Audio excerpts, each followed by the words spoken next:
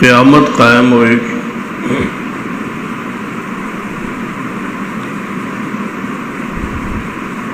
اور اس دے اتے سارے اہل ایمان اہل اسلام دا اتفاق اور اجماع ہے۔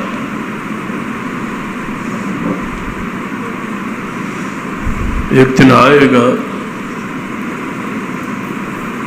پوری مخلوق جن و انس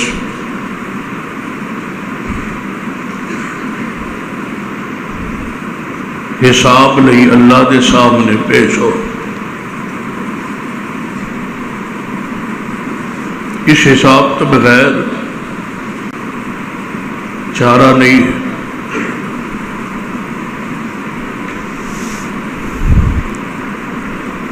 اسی واسطے محدث کو سوال کی تھا،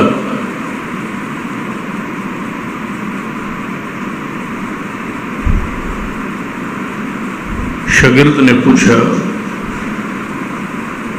کہ استاد جی کوئی نصیحت فرمائی۔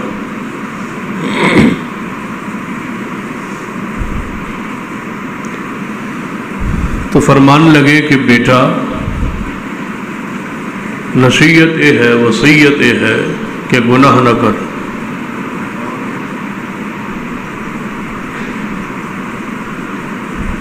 شاگرد کہنے لگا استاد انسان گناہ گار ہے، خطا کار ہے، کوئی نہ کوئی گناہ تو ہو جائے۔ وصیت بڑی بھاری ہے، وزنی ہے کہ گناہ نہ کر۔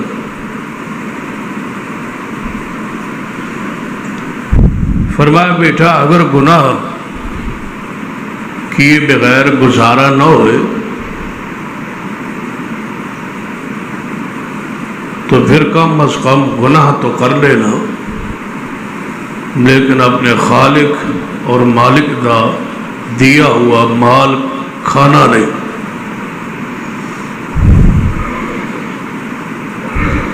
جو اللہ دے وہ نہ کھانا۔ یہ تو زیادتی ہے نا کہ کھائے اس کا اور نافرمانی بھی اسی۔ فرمایا استاد یہ کس طرح ہو سکتا ہے؟ جو کچھ ہے رزق وہ اسی کا ہے، کھانا بھی اسی کا ہے۔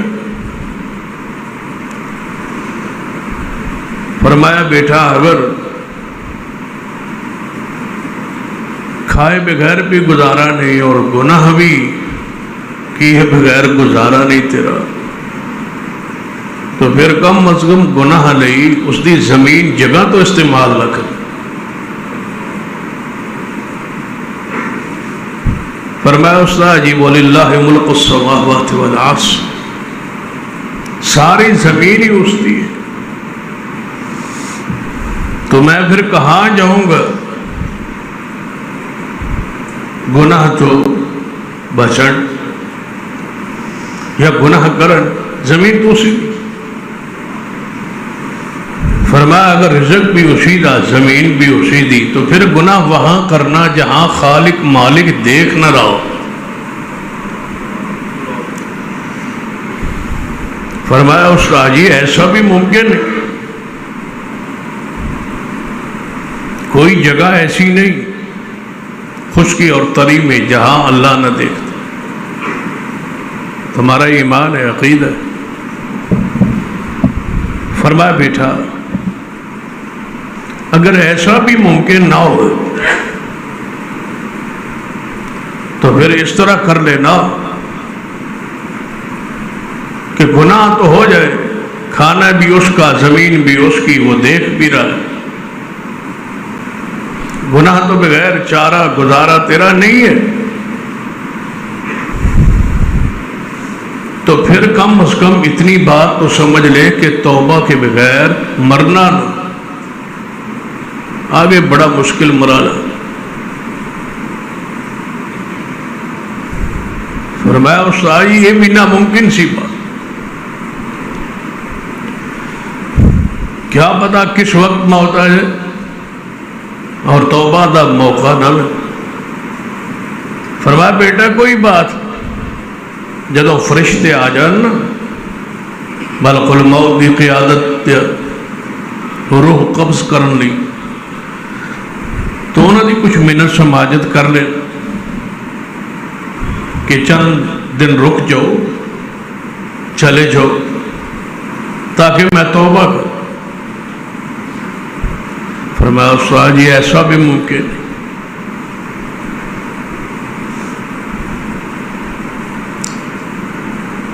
کیوں؟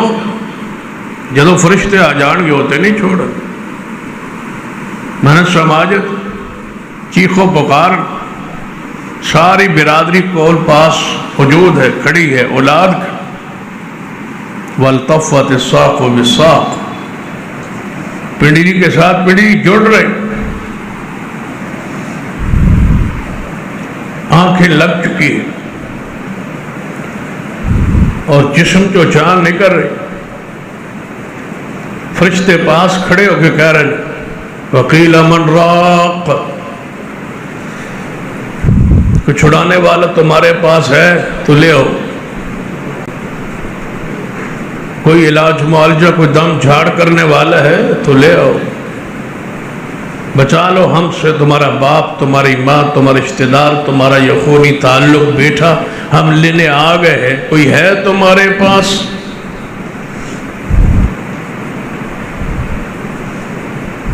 میری اور تمہاری کیا حاصل؟ دروازہ کھٹکھٹا، محمد رسول اللہ صلی اللہ علیہ وسلم، ملک الموت دروازے پر تھے۔ سیدہ فاطمہ الزہرا رضی اللہ عنہ دروازے پر پہنچی، کھولا، کوئی بندہ نہیں، واپس آئے، یا رسول اللہ صلی اللہ علیہ وسلم بابا دروازہ کوئی بار بار کھٹکھٹاتا تو ہے لیکن کوئی نظر نہیں آتا۔ فرمایا بیٹا وہ آ گیا، جو آ جائے تو پلٹتا نہیں، میرا اور آپ کی جدائی کا وقت آ گیا۔ بخاری و مسلم کی حدیث، موسیٰ علیہ السلام موجود ہیں، اللہ کا فرشتہ حاضر ہوا ملک الموت، جس نے ساڑی اصطلاح اسرائیل کیا،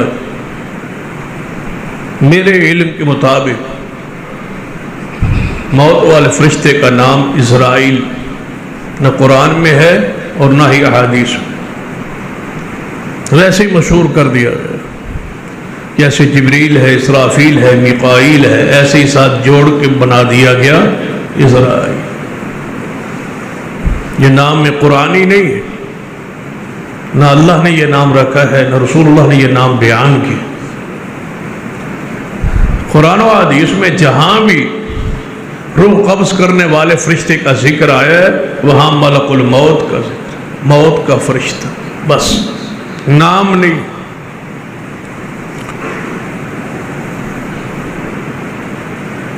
تو موسیٰ علیہ السلام نے فرمایا ہے موسیٰ میں فرشتہ ہاں، ملک الموت،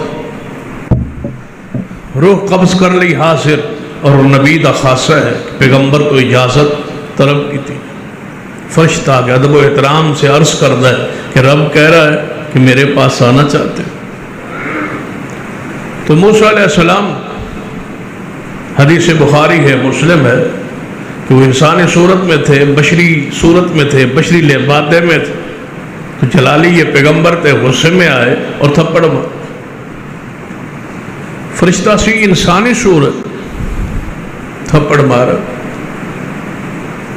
اور سیدنا ملک الموت پیچھے پلٹ اللہ کی حضور حاضر ہوئی، یا اللہ جس کو مارنے کے لیے بھیجا ہے وہ مرنا ہی نہیں چاہتا۔ فرمایا جاؤ میرے موسیٰ کو کہو بیل کی کمر پر پیٹھ پہ ہاتھ رکھے، جتنے بال نیچے آئیں گے اتنے سال ہم زندگی بڑھا دیں۔ ملک الموت پیغام الہی لے کے آیا۔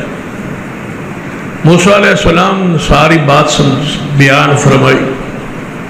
آپ نے فرمایا اگر اتنے سال میں زندگی مل جائے اس تو بعد پھر فرمایا پھر موت، اور میں فرمایا پھر آج اسی وقت ہی جان قبض کر لو، لیکن میرا جی چاہتا ہے کہ میں وہاں فوت ہوں کہ سامنے بیت المقدس ہوں، میں تو دور کھڑا ہوں۔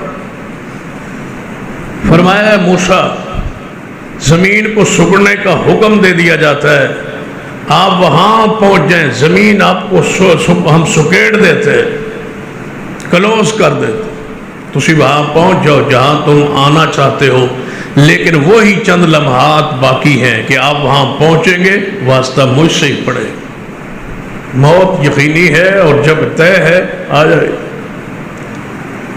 فرمایا استاد جی ایسا تو نہیں ہو سکتا کہ ہر صورت کے اندر موت تے آئے فرشتے لے جان۔ فرمایا بیٹا اگر موت تو بھی چھٹکارا نہیں ہے نا تو پھر قیامت والے دن کچھ اکڑ جانا، کہنا میں جہنم میں نہیں جانا، فرشتے جو پکڑن آن گے نا اکڑ جانا۔ فرمایا استاد جی میری مجال کہاں کہ فرشتوں کے سامنے میں اکڑ جاؤں اور نہ جاؤں، وہ تو مجھے گھسیٹ کے خذو فغلو۔ میری سمجھ تو بالا ہے کہ انسان کس پر فخر کرتا ہے، کس پہ ناز کرتا ہے، کس بنیاد پہ نافرمانی کرتا ہے، کس پر گناہ زندگی بسر کرتا ہے، اپنی حیثیت کو نہیں دیکھتا، اپنی طاقت کو نہیں دیکھتا، اپنی کمزوری کو نہیں دیکھتا۔ کیا ہے میری اور تمہاری حیثیت؟ اگر جسم کی یہ ہاتھ کی انگلی میں درد ہو جائے، اللہ کی قسم ہے اتنے کمزور ہیں کہ ہم اس کو ٹھیک کرنے پر قادر نہیں۔ ہمارے سر میں درد ہو جائے اس پر طاقت نہیں۔ دوسروں کی ملکیت کے دعوے کرتے ہو، تم تو اپنے وجود کے بھی مالک نہیں۔ میری اور تہاڈی پھر جناب محمد رسول اللہ صلی اللہ علیہ وسلم، آپ کی ذات سے بڑھ کر کوئی شان میں، مقام میں، حسن و جمال میں۔ لیکن قرآن کے الفاظ قُلْ إِنِّي لَا أَمْلِكُ لَكُمْ ضَرًّا وَلَا رَشَدًا، فرما محبوب اعلان فرما دیجئے کہ میں محمد صلی اللہ علیہ وسلم اپنی جان کے نفع و نقصان کا مالک نہیں ہوں۔ میری اور تمہاری حیثیت کیا ہے؟ یہ سارے اختیارات رب کے۔ اتنا کمزور انسان، اتنا کمزور کہ اپنے وجود کا مالک نہیں، پیروں کا مالک نہیں، دل کا مالک نہیں، ہاتھ کا مالک نہیں، درد کا مالک نہیں۔ تھوڑی سی آنکھ میں درد جناب ٹیس اٹھ جائے تو اس کو ٹھیک کرنے پر قادر۔ پھر گناہ کس پر؟ بندے دے پلے کچھ ہوئے، طاقت ہوئے، استطاعت ہوئے، اختیار ہوئے، پھر بندہ سارے کم کر دے۔ ہمارے پاس تو کچھ بھی نہیں ہے، اتنے کمزور ہیں ہم۔ اور یہ الفاظ اگرچہ میرے قرآن پاک دی ترجمانی قرآن پاک پڑھی، فرما قتل الانسان ما اکفرہ من ای شیء خلقہ من نطفہ۔ اللہ فرماتا ہے تباہ ہو جائے انسان، تو ناشکری اور کفر نافرمانی کرتا ہے، کس پر کرتا ہے؟ تو ہے کیا؟ تیری حیثیت کیا ہے؟ من نطفہ، ایک پانی دا قطرہ سی، تو کہاں سے اٹھایا اور کہاں لے آیا اور کہاں پہنچایا اور کہاں جہاں پہنچ کے اب نافرمانی کرتا ہے، اکڑتا ہے۔ فرمایا فرشتے نو اکڑ جانا، کہنا میں جہنم میں نہیں جانا۔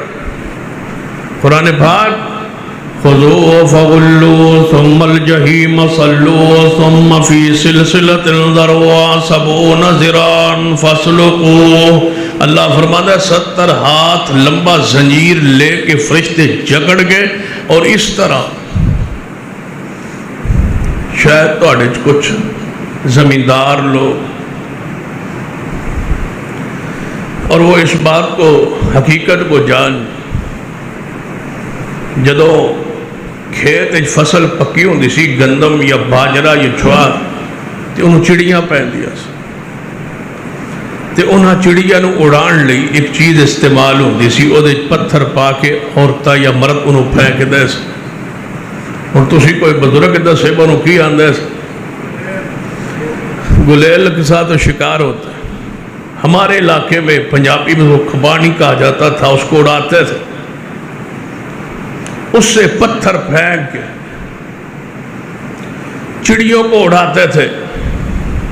اس طرح سمجھ نہیں آئی تو وہ ابراہیم علیہ السلام دا واقعہ یاد کیجئے کہ ابراہیم علیہ السلام نو منجیب پینگے چپا کے چکھائی سٹھے آ گیا سے وہ رسی جس کو اس طرح 70 ہاتھ لمبے زنجیر میں انسان کو جکڑا جائے گا، اور جکڑنے کے لیے باندھنے کے لیے ٹانگ نہیں، گردن نہیں، ہاتھ نہیں، بلکہ رسی ڈال لی جائے گی۔ کہاں سے رسی ڈالی جائے گی؟ منہ سے۔ کہاں سے نکالی جائے گی؟ یہ انسان کی کیفیت ہو، آگے سے باندھ دیا جائے۔ جس کو بہت غصے جو ہونا تے پتا کی آندھو میں نتھ پا دیا، بہت بندہ غصے جو ہوئے نا تے بندہ آدھا میں نتھ پا دیا، یہ نتھ پائے گی، منہ سے نکلے گی دوبر سے، آگے سے گانٹ، اس طرح فرشتہ ہلارا دے گا۔ خضو ہو، اپنی حیثیت پہ غور کرو،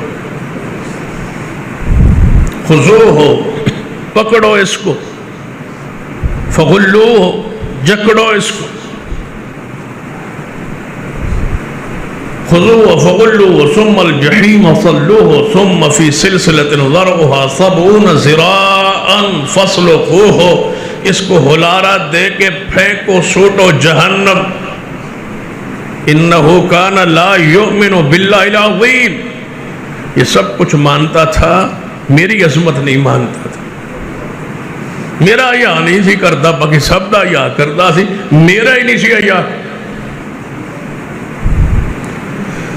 سیدنا موسیٰ علیہ السلام جا رہا ہے،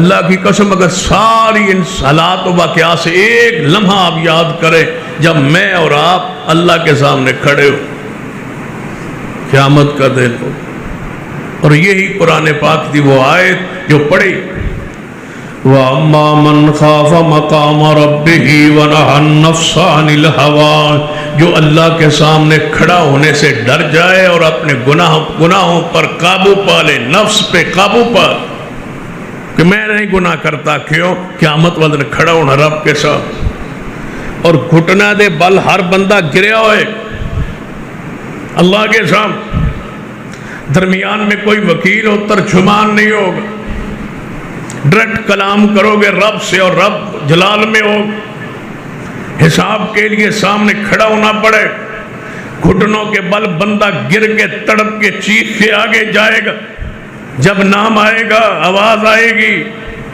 فلاں بندہ فلاں کا بیٹا، باپ کے نام پہ آواز پڑے، جب آواز آئے گی بندہ گھٹنے دے بل گر کے آگے جا رہے ہو، ترجمان ہوئے گا نہیں، ڈائریکٹ بات کرنی ہے رب سے، ڈائریکٹ رب اس نے پوچھنا ہے، حساب لینا ہے۔ اس حالت کیفیت کو سامنے رکھو، فرمایا بیٹا قیامت والے دن جان چھڑا لے، نہ اکڑ جانا۔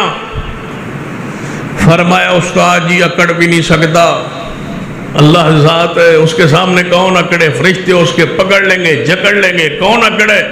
فرمایا بیٹا پھر سن لے، جب رزق کا بھی اسی کا کھاتے ہو، زمین بھی اسی کی، موت آگے پیچھے ہو نہیں سکتی، فرشتے تینوں سانس جب تیرے ختم کرنا آنو پیچھا جا نہیں سکتے، قیامت نو نس کے دوڑ کے اکڑ تو سکتا نہیں، تو جڑا اکڑ نہ سکے پھر انہوں گناہ کرنے نہیں چاہیے۔ بیٹا پھر چھوڑ دو یہ نافرمانی و بغاوت، یہ گناہ۔